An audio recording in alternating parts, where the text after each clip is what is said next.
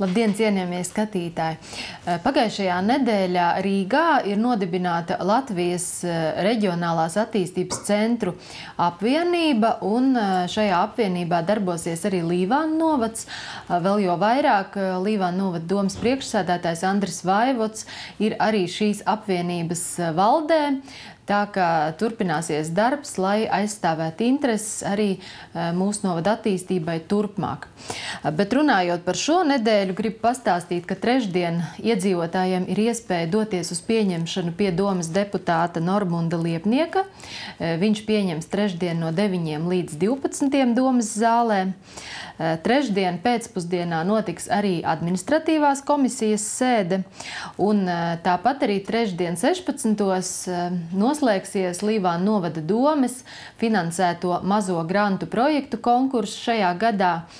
Un šis noslēguma pasākums būs Līvānu kultūras centra kameras zālē. Uz to ir aicināti visi tie cilvēki, tās iniciatīvu grupas, kas realizē mazo grantu projektus. Un kopskaitā tie ir vairāk kā 20. Vēl šajā trešdienā kvartālā notiks arī galda tenisa sacensības, un tāpat arī kvartālā brīvdienās būs gan tenis, gan novus, gan arī citi sporta veidi.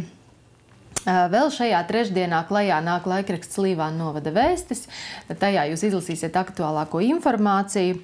Arī par Ziemassvētku dievkalpojumiem būs informācija laikrakstā. Savukārt ceturtdien kārtējā Līvānu novada domes sēde. Un viens no jautājumiem, ko izskatīs sēdē, būs arī Līvānu bērnu un jauniešu centra jaunā direktora apstiprināšana. Kā zinat, ir noslēdzies konkurss uz šo te vakanci. Bija pieteikušies 5 pretendenti. Viens savu kandidatūru atsauca sakarā ar to, ka bija jau darbs atradies citā vietā. Un izvērtējot pretendentus uz domas sēdi apstiprināšanai, tiek virzīta Zanes Praņevskas kandidatūra. Zanei Praņevskai ir attiecīgā pedagoģiskā izglītība un arī darba pieredze.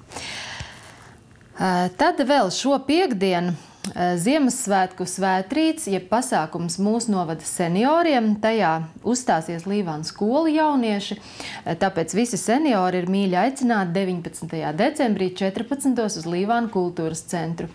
Un vēl viena informācija senioriem, ka jau nākošā gada 6. janvārī notiks biedrības Līvānu novada pensionāri konference. Tā ka tas jums informācijai. Sākas arī Ziemassvētku eglītes, ne tikai pirmskolas izglītības iestādēs un skolās, bet arī kultūras namos. Un 19. decembrī šāda eglīte Turku Sajieta namā pulkstens 17.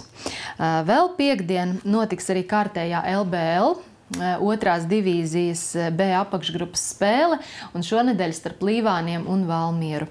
Kā ierasts, Līvānu 1. vidusskolā 19:30. Šajā te sestdienā visus pirmskolas vecuma bērnus aicina Līvānu novada domas deputāti. Viņi kā parasti rīko labdarības akciju, un šogad deputātis par saviem saziedotajiem līdzekļiem rīko svētku koncertu, jeb eglīti visiem pirmskolas vecuma bērniem. Un tā notiks sestdien, pulkstens 11. kultūras namā, tā ka mīļi gaidīt vecāki ar bērniem.